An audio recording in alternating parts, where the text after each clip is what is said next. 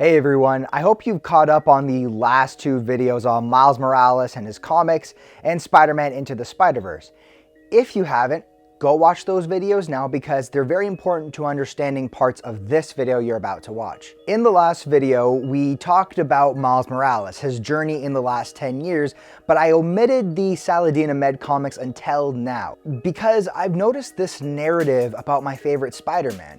And honestly, it really has put me off. A lot of fans and creators have noted a lack of depth in Miles' character, a lack of charisma in the Brian Michael Bendis comics, and a lack of creativity in those comics overall. And so because I have read just about all the Miles Morales content you could take in the last couple of weeks, I am ready to make a decision on this idea. What I'm going to be doing today is comparing those two comics. I'm going to compare Saladin and Bendis' stories, how they've changed Miles, because there are some notable differences that really change the story and the characters that we're reading about. In the Into the Spider-Verse video, I noted that Miles had a clear, concrete why.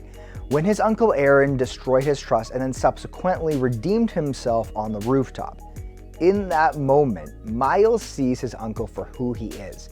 While being a flawed person, he is still very much that loving uncle he's always known. But after all that, he is quickly killed by Kingpin. And there you have Miles' why, the reason he chose to take responsibility and use his powers for good. Contrast this to the Bendis comics, where Uncle Aaron starts out as the same loving uncle, but ends up flipping that character when he selfishly manipulates his nephew for his own personal gain, and in a lot of ways lessens the impact of his eventual death. This makes Uncle Aaron evil in my mind. He suddenly doesn't really care about Miles, he's just an abusive prick. Not to mention, Miles was already well into being Spider-Man, because he's just a good person who saw the void that needed to be filled. There was no moment or reason into this leap of heroism. It's just who Miles is. As I said before, neither is really bad to me. It's just that, well, number one, Miles moves on fairly quickly from his uncle's death. It's mentioned from time to time, but you would think that Miles would maybe even blame himself for the death of his uncle because he couldn't control his powers. This should be a traumatic event that could do a lot to a 13-year-old's mind. It should feel heavy, but it kind of feels like Aaron was never that important to him in the first place. Number two, if the comics had more of those aspects that the movie had, you would care about Aaron so much more. Because instead, Aaron becomes so much less likable. It's so hard to empathize with this guy who's just abusing his nephew like this. The only real downside is that we lose an antagonist. Someone that could easily be Miles' arch nemesis. Number three is, I think I kind of took this moment for granted because when you think about it, superheroes or any hero in general, they're putting themselves on the line, their lives on the line, the lives of their families on the line every single day. It's an incredibly bold thing to do. And so for a 13-year-old to essentially kind of throw his life away for being a superhero and have no concrete moment or no reason why, seems kind of odd, doesn't it? Sticking with the relationship of uncle and nephew, in Saladin's comics, this strong bond between the two is much more apparent. And Aaron is way more likable. Now you no longer have an uncle that let his greed corrupt him and manipulate his loving nephew. You have two characters that share a real connection.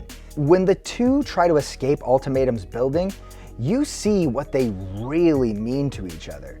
This isn't the same unbalanced relationship it was before. You don't want Aaron out of Miles' life. You want him to stay in it. Aaron Davis is now a man who knows he's done wrong in his life. He wants to have some sort of family again. He wants to put things right. But unfortunately, career changes are never easy. So he still has to be the Prowler and do bad things for bad people. However, he isn't really a villain anymore. He's more of an anti-hero. He's mostly a good person stuck in a bad spot in his life. It's so easy to empathize with him now. He's someone we can root for. So when he unselfishly sacrifices himself to save everyone else, it hits us so hard. To me, Genki is one of the most important characters in Miles' story.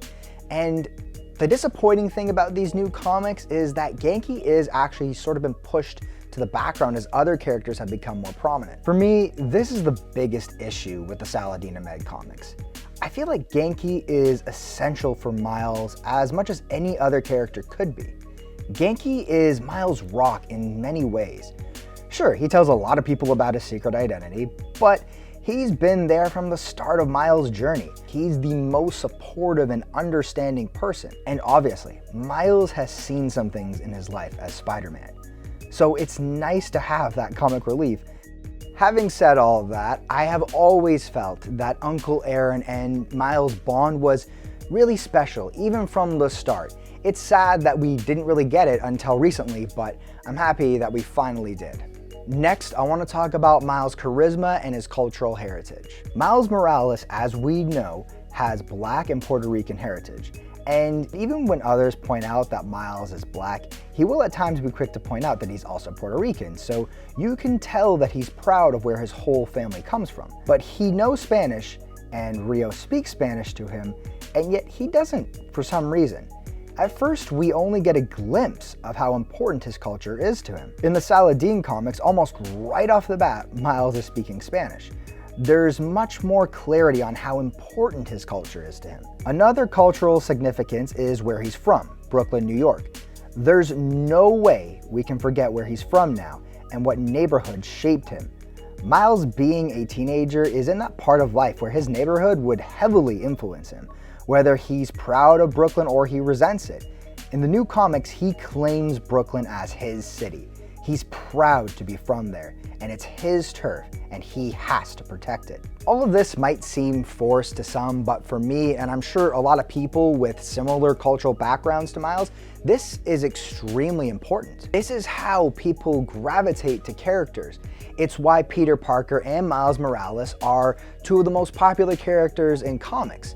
They are the most down-to-earth, relatable heroes to so many people. And this just gives Miles a lot more depth than he had before. So the complaints about his depth and charisma are pretty much gone. Finally, and this is probably the biggest and maybe most important change, is Miles talking more in his own comics. The action never slows down for Miles, and of course, it's superhero comics. There has to be a lot of action, no doubt. But I mean literally. There is so much fighting in Miles' life sometimes, I can't even find time to breathe. And I'm sure it's hard for him too. This dude is constantly beating someone up or getting beaten up himself. The issue with that was we didn't get to dive into the character very much. He was always having to jump from one problem to the next. So that charisma, which I do think was there, was being stifled. His character development was completely stunted as a result. Currently, we actually see Miles Morales the student, something we never saw before. We see that he's apparently a very creative and talented writer, which is a very defining aspect of him we previously had no clue about. Think about this for a second. If Miles is supposed to be someone who juggles a superhero life and a normal life, he has to get a job at some point. So he needs a career path. He needs to be juggling friends, family, schoolwork, and fighting crime all at the same time. And now we finally have all of it. Now we have a more fleshed out and developed character. Previously, his supporting characters would actually do a lot of the talking. They would be carrying the story for him. And they did a good job because the supporting characters are amazing, no complaints. But now it's different. He still has those supporting characters, but it's him leading his story. And it's him that we've gotten to know so much better because of it. Listen, I know it seems like I hate the Brian Michael Bendis comics, and I really don't at all. I love them actually. I don't see them as failures in any way. They have a special place in my heart, and I'll reread them all the time because they're awesome. If I had to pick one, I think it is pretty clear though that I prefer the Saladin Ahmed run. I just think that he added a lot to a lot of great characters. He enhanced the story and added so much depth and charisma that was needed for Miles. And I really hope that his stories are written like this in the future. But what do you think? Do you prefer the Saladin comics or the Bendis run? Let us know in the comments below, and I'll see you guys in the next one. Take care.